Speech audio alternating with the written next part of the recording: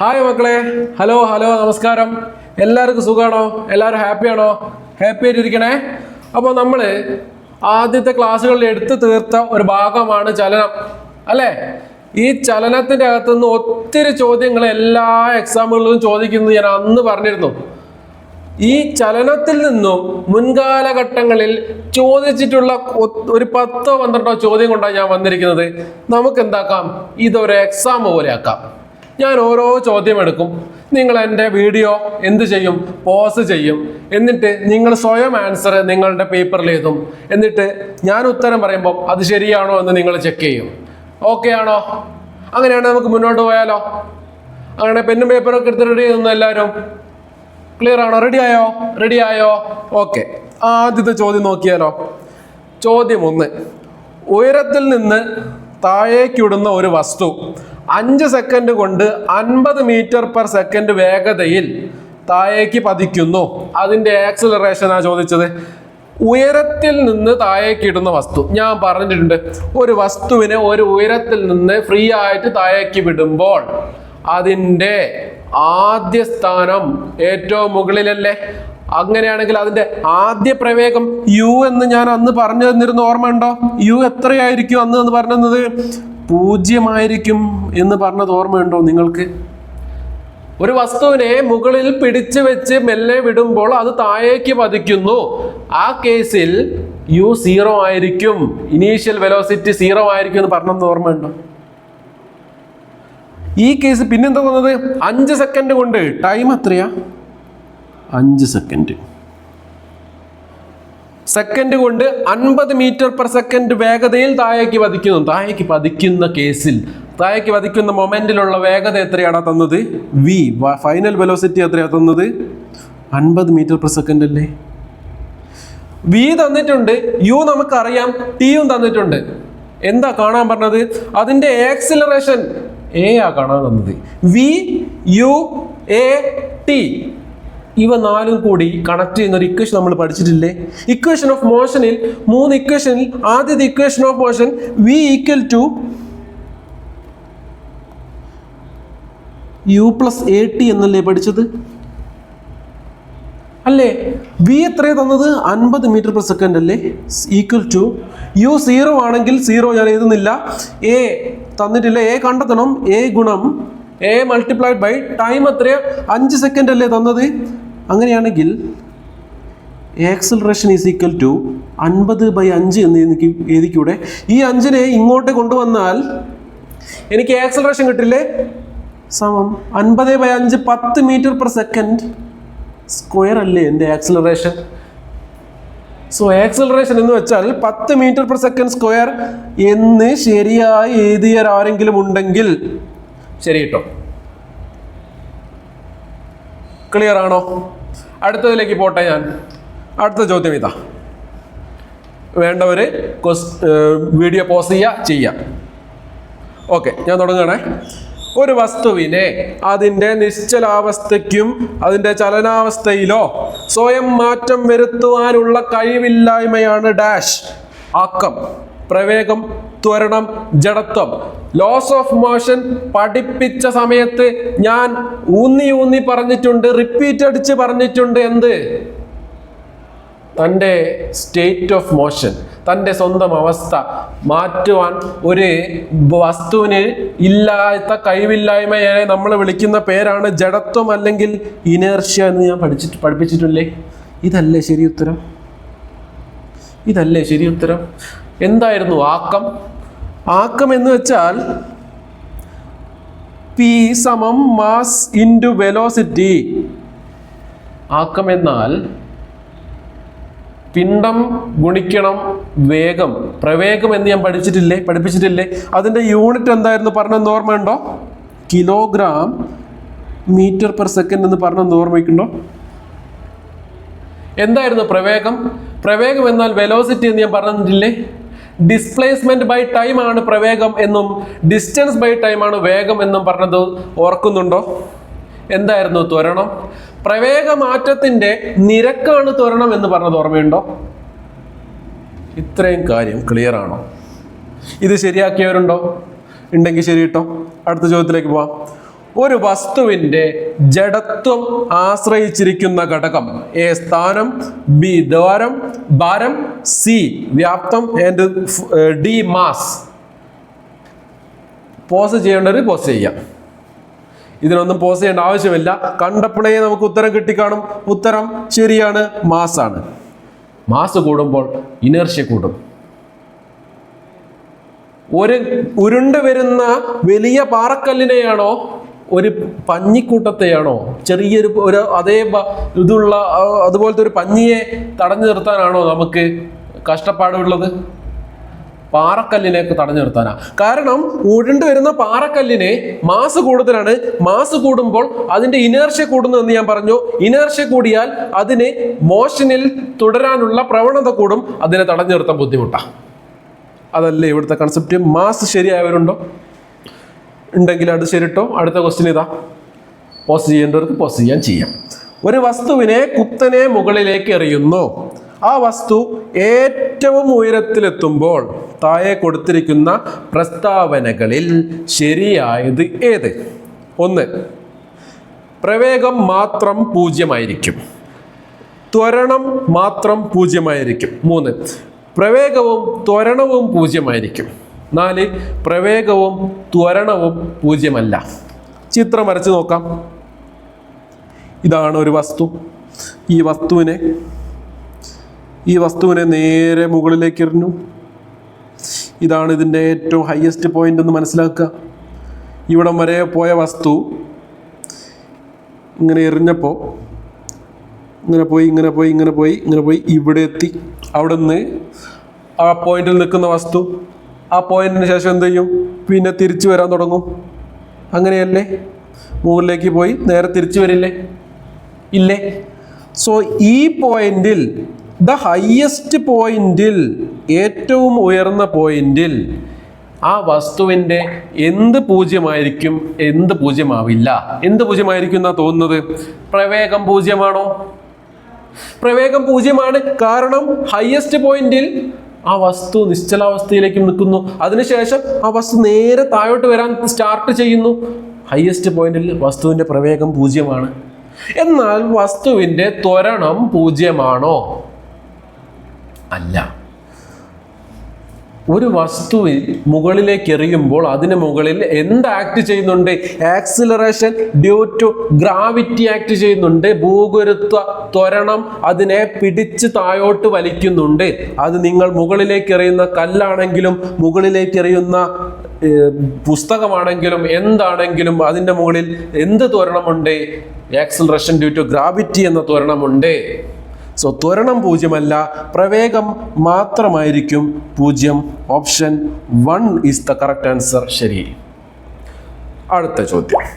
നിശ്ചലമായി കിടക്കുന്ന ഒരു കാർ 5 മിനിറ്റ് കൊണ്ട് 25 മീറ്റർ/സെക്കൻഡ് സ്ക്വയർ വേഗം ആർജിക്കുന്നു എങ്കിൽ ത്വരണം എത്ര? Options 1/12, B12, 1/5 and 5. നമുക്ക് നോക്കാം. ഇങ്ങനെ ഒരു ന്യൂമറിക്കൽ ക്വസ്റ്റ്യൻ ആണല്ലോ ഇത്. കണ്ടെത്താനുള്ള ക്വസ്റ്റ്യൻ ആണല്ലോ ഇത്. നമുക്ക് അങ്ങനെ ഒരു ചോദ്യം വന്നാൽ എന്തെല്ലാം നമുക്ക് ക്വസ്റ്റ്യനിൽ തന്നിട്ടുണ്ട് എന്ന് നമ്മൾ ആദ്യം നോക്കാം. എന്തെല്ലാം തന്നിട്ടുണ്ട് മക്കളെ? നിശ്ചലമായി കിടക്കുന്ന ഒരു കാറാണല്ലോ. നിശ്ചലമായി കിടക്കുന്ന കാറ് മൂവിങ് തുടങ്ങണം. നിശ്ചലാവസ്ഥ യു എന്നാൽ 0. നിശ്ചലാവസ്ഥയിൽ യു എത്രയാണെന്ന് പഠിച്ചിട്ടുണ്ട്. യു 0 നിശ്ചലാവസ്ഥയിൽ. ഇനീഷ്യൽ വെലോസിറ്റി അത് ഇല്ല. അങ്ങനെയാണെങ്കിൽ വി എത്രയാ? ഫൈനൽ വെലോസിറ്റി എത്രയാ? 25 മിനിറ്റ് കൊണ്ട് 25 മീറ്റർ/സെക്കൻഡ് വേഗമാണ്. പ്രവേഗമാണ്, സ്കോറില്ല. 25 മീറ്റർ/സെക്കൻഡ് പ്രവേഗം എന്താ പറഞ്ഞത്? വി സമയം എത്രയാ? 25 മീറ്റർ/സെക്കൻഡ്. ഇതിനടുത്ത സമയം എത്രയാ? 5 മിനിറ്റ് എന്ന് പറഞ്ഞത്. T = 5 minute. എന്നാൽ മിനിറ്റിലാണോ സെക്കൻഡിലാണോ നമുക്ക് സമയം വേണ്ടത്? സെക്കൻഡിലാണ്. 5 മിനിറ്റിനെ സെക്കൻഡിലേക്ക് കൺവേർട്ട് ചെയ്യുമ്പോൾ 5 × 1 മിനിറ്റ് 60 സെക്കൻഡ്. 5 × 60 = 300 സെക്കൻഡ്. ക്ലിയർ ആണോ? എന്താ കണ്ടെത്താൻ പറഞ്ഞത്? ത്വരണമല്ലേ? വി തന്നു, യു തന്നു, ടി നമ്മൾ കണ്ടെത്തി. എ കാണാൻ പറഞ്ഞത്. Same equation. V = U + AT. 25 equals 0 ഞാൻ എഴുതുന്നില്ല. A ഗുണം 300. A equal to 25 divided by 300 എത്ര വരും? 1/12 മീറ്റർ പെർ സെക്കൻഡ് സ്ക്വയർ എന്ന് വരും. ക്ലിയർ ആണോ? ഏതാണോ ശരി ഉത്തരം? ഇതല്ലേ ശരി ഉത്തരം. Option 1 is the correct answer. ഇത് ശരിയാക്കിയവരുണ്ടോ? ഉണ്ടെങ്കിൽ അടുത്ത ചോദ്യത്തിലേക്ക് കടന്നു. ഒരു വസ്തുവിൽ പ്രയോഗിക്കപ്പെടുന്ന ബലത്തിൻ്റെ അളവും അതിൻ്റെ പിണ്ഡവും നമുക്ക് അറിയാവുന്നെന്ന് കരുതുക. അങ്ങനെയാണെങ്കിൽ ന്യൂട്ടന്റെ രണ്ടാം ചലന നിയമപ്രകാരം നമുക്ക് കണക്കാക്കാൻ സാധിക്കുന്നത് എന്ത് എന്നാ ചോദിച്ചത്. എന്താ അപ്പോൾ ചോദിച്ചത്? എന്തൊക്കെ 2 കാര്യം നമുക്ക് തന്നിട്ടുണ്ട്. എന്തല്ല അതൊന്ന് എഴുതി വെച്ചാലോ. എന്താ തന്നതിപ്പോൾ? ബലത്തിൻ്റെ അളവ്. ഫോഴ്സ് തന്നിട്ടുണ്ട്. ഓക്കെ, ഫോഴ്സ് നമുക്കറിയാം. എഫ് നമ്മൾ തൽക്കാലം എഫ് എന്ന് എടുക്കുന്നു. പിണ്ഡം വെച്ച മാസമാണെന്ന് നമുക്കറിയാം. അതും തന്നിട്ടുണ്ട്. അങ്ങനെയാണെങ്കിൽ ന്യൂട്ടന്റെ രണ്ടാം ചലന നിയമപ്രകാരം നമുക്ക് എന്ത് കണക്കാക്കാൻ പറ്റുമെന്നാണ് ചോദിച്ചത്. നമുക്കറിയാം രണ്ടാം ചലന നിയമപ്രകാരം നമ്മളൊരു ഇക്വേഷൻ പഠിച്ചിട്ടുണ്ട്. F equal to mass into acceleration. F equal to M A. എഫും തന്നു എമ്മും തന്നാൽ നമുക്ക് എന്ത് കാണാം? രണ്ടാം ചലന നിയമപ്രകാരം A is equal to F by M എന്ന് എഴുതാം. എ കാണാം. എ എന്താണ് മക്കളെ? ആക്സിലറേഷൻ ആണ്. ആക്സിലറേഷന്റെ മലയാളമാണ് ത്വരണം. And again first option is the right answer. Clear ആയോ? ശരിയാക്കിയവരുണ്ടോ? ശരിയിട്ടു. അടുത്ത ചോദ്യം.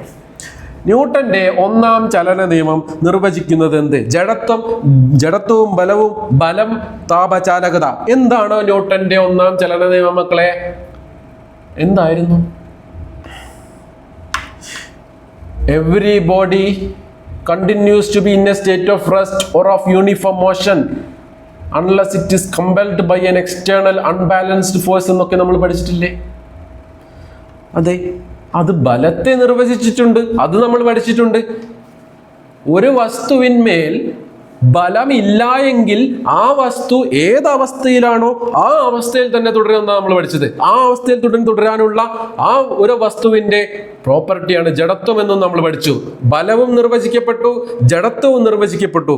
കറക്റ്റ് ആൻസർ ഈസ് ഓപ്ഷൻ 2, ജഡത്വവും ബലവും. എന്നാൽ ഒരു ചോദ്യം ചോദിക്കട്ടെ, ഇതിൻ്റെ അകത്തില്ലാത്തത്. ബലത്തെ നിർവചിച്ചത് ഒന്നാം ചലന നിയമമാണെങ്കിൽ ബലത്തെ മെഷർ ചെയ്തത്, കാൽക്കുലേറ്റ് ചെയ്യുന്നത് എത്രാം ചലന നിയമമാണ്? ശരിയാണ്, രണ്ടാം ചലന നിയമമാണ്. F equal to M A എന്ന് മെഷർ ചെയ്യപ്പെടും, കാൽക്കുലേറ്റ് ചെയ്യപ്പെടും. ക്ലിയർ ആണോ? ക്ലിയർ ആണെങ്കിൽ അടുത്ത ചോദ്യത്തിൽ നോക്ക്. പാർസെക് എന്നത് എന്തിന്റെ യൂണിറ്റ് ആണ്? മാസ്, സമയം, ദൂരം, വേഗത. കണ്ണും പൊട്ടി എഴുതിക്കോ. പാർസെക് എന്നാൽ ദൂരത്തിന്റെ വേഗതയാണ്. The correct answer is option 3. അങ്ങനെയാണെങ്കിൽ കുറച്ച് കാര്യങ്ങൾ നോക്കാനുണ്ട്. Parsec, astronomical unit, light year. എപ്പോഴും കൺഫ്യൂഷൻ അടിക്കുന്ന ഭാഗങ്ങളാണ് അല്ലേ? ഞാൻ ഒന്നുകൂടി പറഞ്ഞു തരാം. മുന്നേ ഞാൻ ഒരു ക്ലാസ് പറഞ്ഞിട്ടുണ്ടെന്ന് എൻ്റെ ഒരു ഓർമ്മ. എന്നാലും ഞാൻ ഒന്നുകൂടി പറഞ്ഞുതരാം. ലൈറ്റ് ഇയർ എന്ന് വെച്ചാൽ ഒരു ലൈറ്റ് ഒരു വർഷം സഞ്ചരിക്കുന്ന ദൂരമാണ് ലൈറ്റ് ഇയർ. ലൈറ്റിന്റെ വേഗത എത്രയായിരുന്നു? ലൈറ്റിന്റെ വേഗത 3 × 10⁸ മീറ്റർ പെർ സെക്കൻഡിൽ. ഒരു സെക്കൻഡിൽ 3 × 10⁸ മീറ്റർ സഞ്ചരിക്കും ലൈറ്റ്. അങ്ങനെ സഞ്ചരിക്കുന്ന ലൈറ്റ് ഒരു വർഷം കൊണ്ട് സഞ്ചരിക്കുന്ന ദൂരമാണ് എന്തെന്ന് പറയുന്നത് മക്കളെ? ലൈറ്റ് ഇയർ എന്ന് പറയുന്നത്. Light year. ഓക്കെ, അങ്ങനെയാണെങ്കിൽ എന്താണ് അസ്ട്രോണമിക്കൽ യൂണിറ്റ് AU എന്ന് പറയുന്നത്? അസ്ട്രോണമിക്കൽ യൂണിറ്റ് എന്ന് വെച്ചാൽ ഭൂമിയും സൂര്യനും തമ്മിലുള്ള ദൂരമാണ് അസ്ട്രോണമിക്കൽ യൂണിറ്റ്. എന്താ ഒന്നുകൂടി പറ, എൻ്റെ കൂടെ പറ. ഭൂമിയും സൂര്യനും തമ്മിലുള്ള ദൂരമാണ് അസ്ട്രോണമിക്കൽ യൂണിറ്റ്. എന്തൊക്കെ തമ്മിലുള്ള ദൂരമാണ് എന്നോടൊന്ന് പറഞ്ഞേ? സൂര്യനും ഭൂമിയും സൂര്യനും തമ്മിലുള്ള ദൂരമാണ് മക്കളെ അസ്ട്രോണമിക്കൽ യൂണിറ്റ്. ഇതിലും വലിയൊരു സംഖ്യയുണ്ട്, അതാണ് പാർസെക്. എന്താണ് പാർസെക്? പാർസെക് എന്ന് വെച്ചാൽ വലിയ ദൂരങ്ങൾ അസ്ട്രോണമിക്കൽ യൂണിറ്റിനേക്കാൾ വലിയ ദൂരങ്ങളില്ലേ? ഫോർ എക്സാമ്പിൾ എന്താ പറയുക, രണ്ട് ഗാലക്സികൾ തമ്മിലുള്ള ദൂരമാകട്ടെ, രണ്ട് വളരെ ദൂരത്ത് നിൽക്കുന്ന നക്ഷത്രങ്ങൾ തമ്മിലുള്ള ദൂരമാകട്ടെ, ഇവയെല്ലാം മെഷർ ചെയ്ത് അളന്ന് തിട്ടപ്പെടുത്താൻ വേണ്ടി ഉള്ള ദൂരമാണ്, ദൂരത്തിൻ്റെ ആ യൂണിറ്റാണ് എന്ത്? പാർസെക്. കുറച്ച് കാര്യങ്ങൾ ഞാനിവിടെ എഴുതി തരാം, നോട്ട് ചെയ്ത് വെച്ചുകൊള്ളുക. 1 ലൈറ്റ് ഇയർ, LY എന്ന ലൈറ്റ് ഇയർ ആണ്. 1 light year is equal to 9.456 into 10⁻11 metre. 9.45 into 10⁻11 metre ആണ് ഒരു light year. 1 astronomical unit is equal to 1.5,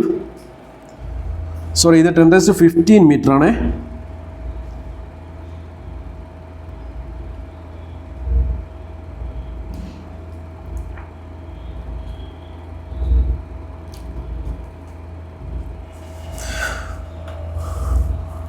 One astronomical unit is equal to 1.5 into 10⁻11 metre. Clear ആണോ? അങ്ങനെയാണെങ്കിൽ ഒരു കാര്യം എഴുതി വെക്കുക, 1 ലൈറ്റ് ഇയർ എന്ന് വെച്ചാൽ 6.3 into 10⁻4 astronomical unit. ഇത് ഇമ്പോർട്ടൻ്റ് അല്ല, നോട്ട് ഇമ്പോർട്ടൻ്റ് ആണ്, നോട്ട് ഇമ്പോർട്ടൻ്റ്. എന്നാൽ ഇവ രണ്ടും എന്താണ്?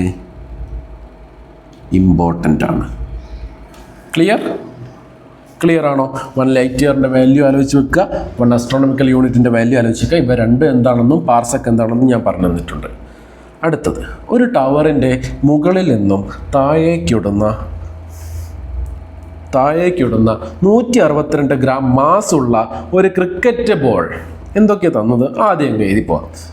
മാസ് എത്ര തന്നിട്ടുണ്ട്? 162 ഗ്രാം അല്ലേ? ഒരു ക്രിക്കറ്റ് ബോൾ 3 സെക്കൻഡ് കൊണ്ട് നിലത്തെത്തിച്ചിരുന്നു. ടൈം എത്രയാ? 3 സെക്കൻഡ് അല്ലേ? 3 സെക്കൻഡ്. അത് നിലത്ത് തട്ടുമ്പോഴുള്ള പ്രവേഗം എത്രയാ? 30 V അല്ലേ? 30 മീറ്റർ പെർ സെക്കൻഡ്. ടവറിൻ്റെ മുകളിൽ നിന്നും താഴെ കിട്ടതല്ലേ? ഇങ്ങനെ ഇടുമ്പോൾ, ഫ്രീ ആയിട്ട് മുകളിൽ നിന്നും ഇടുമ്പോൾ U എത്രയാണെന്ന് പറഞ്ഞിട്ടുണ്ട്? 0 ആണെന്ന് പറഞ്ഞിട്ടുണ്ട്. ഇവിടെയും എന്താണ് കാണാൻ പറഞ്ഞിരിക്കുന്നത്? ആക്സലറേഷൻ ആണ്.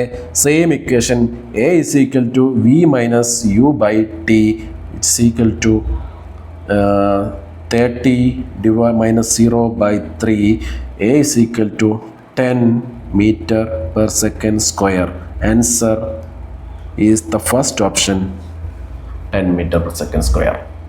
ക്ലിയർ ആണോ? അങ്ങനെയാണെങ്കിൽ അടുത്ത ചോദ്യം, പാർസെക്കുമായി ബന്ധപ്പെട്ട അടുത്ത ചോദ്യം, ഒരു പാർസെക് എന്നത് എത്ര പ്രകാശവർഷമാണ്? ഒരു പാർസെക് എന്നത് എത്ര പ്രകാശവർഷമാണ്? Options: 3.26 light year, 3.38 light year, 3.46 light year, 3.56 light year. ഞാൻ പറഞ്ഞു തരാം. ഒരു ലൈറ്റ് ഇയർ എന്ന് വെച്ചാൽ എത്രയാണ് പറഞ്ഞത്? 1 light year is equal to 9.456 multiplied by 10⁻15 metre അല്ലേ? ഒരു പാർസെക് എന്ന് വെച്ചാൽ ഒരു 1 parsec is equal to 3.1 times 10⁻16 metre ആണ്. ഇത് ക്ലിയർ ആയോ? 1 astronomical യൂണിറ്റ് കഴിഞ്ഞ ക്ലാസ് കുറച്ച് മുന്നേ പറഞ്ഞു തന്നിട്ടുണ്ട്. അത് മറച്ചിട്ട് നോക്കുക. അങ്ങനെയാണെങ്കിൽ ഒരു പാർസെക് എന്ന് വെച്ചാൽ 1 പാർസെക് ഈസ് ഈക്വൽ ടു എത്ര എന്ന് വരും? അറൗണ്ട് 3.26 ലൈറ്റ് ഇയർ എന്ന് വരും. വളരെ ഇമ്പോർട്ടൻ്റ് ആയിട്ടുള്ള കാര്യമാണ്, പ്രീവിയസ് ഇയർ ചോദിച്ചിട്ടുണ്ട്. 1 parsec is equal to 3.26 light year. ഞാൻ ചോദിക്കട്ടെ, ഏതാണ് ഇതിൽ വലുത് മക്കളെ? ഏതാണ് വലുത്?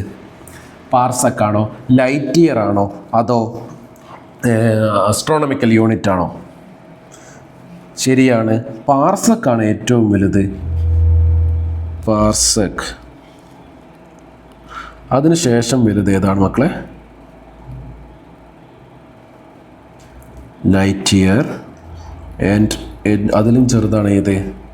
astronomical unit. ഇത്രയും പോയിന്റ് ക്ലിയർ ആക്കി വെച്ചുകൊള്ളുക കേട്ടോ. ഇപ്പോൾ നമ്മുടെ ഓപ്ഷൻ ഏതാ വരുന്നത്? Question option 1. ക്ലിയർ ആണോ? ഇത് ആർക്കും അറിയാൻ ചാൻസ് കുറവായിരിക്കും, അതുകൊണ്ടാണ് ഇങ്ങനെ ഒരു ചോദ്യം എടുത്തിട്ടത് കേട്ടോ. ക്ലിയർ. അടുത്ത ചോദ്യം, ഫിലോസഫിയ നാച്ചുറാലിസ് പ്രിൻസിപ്പിയ മാത്തമാറ്റിക്കയുടെ രചയിതാവ് ആരാണ്? Options Albert Einstein, Isaac Newton, Charles Darwin, Marie Curie. നമ്മൾ പറഞ്ഞിട്ടുണ്ട് ചലനത്തെ കുറിച്ച് 3 നിയമങ്ങൾ, first law of motion, second law of motion, third law of motion കൊണ്ടുവന്നത് സർ ഐസക് ന്യൂട്ടൺ. എഴുതി വെച്ചിരിക്കുന്ന പുസ്തകം Philosophiae Naturalis Principia Mathematica. So the right option is option 2, Sir Isaac Newton. Clear ആണല്ലോ, കൂടുതൽ പറയുന്നില്ല. ലാസ്റ്റ് ക്വസ്റ്റ്യൻ, 165 ഗ്രാം മാസ് ഉള്ള ഒരു ball കെട്ടിടത്തിന്റെ മുകളിൽ നിന്നും താഴേക്ക് ഇടുമ്പോൾ 5 സെക്കൻഡ് കൊണ്ട് അത് നിലത്ത് തട്ടുന്നു. നിലത്ത് തട്ടുമ്പോൾ അതിൻ്റെ പ്രവേഗം 50 മീറ്റർ പെർ സെക്കൻഡ് ആണെങ്കിൽ വസ്തു താഴേക്ക് വീണുകൊണ്ടിരിക്കുമ്പോൾ അതിന് മുകളിൽ ഉള്ള ത്വരണം എത്രയാണ്? എഗെയിൻ ആക്സിലറേഷൻ ആണ് ചോദിച്ചത്. എപ്പോഴും ആക്സിലറേഷൻ ആണ് ചോദിക്കുന്നത് അല്ലേ? കാരണം എന്താ? നമുക്ക് സമയമില്ല, ഒരു കോമ്പറ്റീറ്റീവ് എക്സാം ആണ്, അതിൽ നമുക്ക് സമയമില്ല വേസ്റ്റ് ചെയ്യാൻ. ഉള്ള സമയം കൊണ്ട് നമുക്ക് എന്ത് ചെയ്യണം? മാക്സിമം മാർക്ക് സ്കോർ ചെയ്യണം. സോ ഈസി ആയിട്ടുള്ള ഒരു ഭാഗം ചോദ്യം വരുന്നത് ഇതായിരിക്കും, v=u+at ഉള്ള ചോദ്യമായിരിക്കും. പിന്നെ നമുക്ക് കൺഫ്യൂഷൻ ആക്കാൻ വേണ്ടിയിട്ട് നമുക്ക് എന്ത് തന്നിട്ടുണ്ട്? മാസ് തന്നിട്ടുണ്ട്. നമ്മൾക്ക് യൂസ് ചെയ്യേണ്ട ആവശ്യമില്ല, നമുക്ക് ആവശ്യം വരുന്നില്ല ഇവിടെ കേട്ടോ. സോ എന്തല്ല തന്നത്? ടൈം എത്രയാ ഈ കേസിൽ?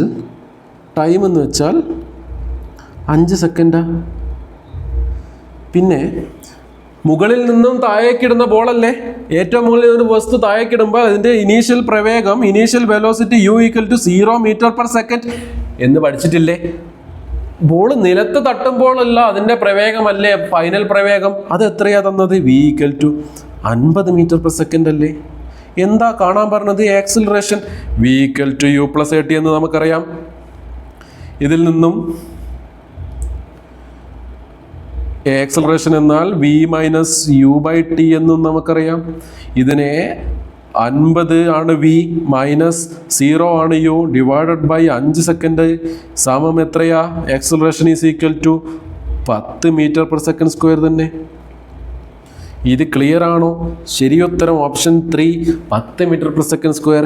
എല്ലാം ശരിയാക്കിയ ആരെങ്കിലും ഉണ്ടോ മക്കളെ? ഉണ്ടെങ്കിൽ വെരി ഗുഡ്. ഒന്ന് തെറ്റിയാലും വളരെ നല്ല കാര്യം, എല്ലാം തെറ്റിയാലും പ്രശ്നമില്ല, ഓരോന്നും പഠിച്ചെടുക്കാൻ പറ്റും. ഓക്കെ, ക്ലിയർ ആണല്ലോ? എല്ലാം ക്ലിയർ ആണല്ലോ? എന്തെങ്കിലും കൺഫ്യൂഷൻ ഉണ്ടെങ്കിൽ ചോദിക്കാം. ഇതെല്ലാം മുൻകാലങ്ങളിൽ നിങ്ങളുടെ എക്സാമിന് ചോദിച്ച ചോദ്യങ്ങളാണ്. ക്ലിയർ ആക്കി വെക്കുക. നമ്മൾ പഠിച്ച കൺസെപ്റ്റ് അപ്ലൈ ചെയ്യാനുള്ള ചോദ്യങ്ങൾ വരുന്നത് ഇങ്ങനെയാണെന്ന് മനസ്സിലായല്ലോ? അങ്ങനെയാണെങ്കിൽ നമുക്ക് ഇനി നെക്സ്റ്റ് ക്ലാസ്സിൽ കാണാം. We will see you in the next class. Thank you for your time. Thank you. Have a good day. Bye.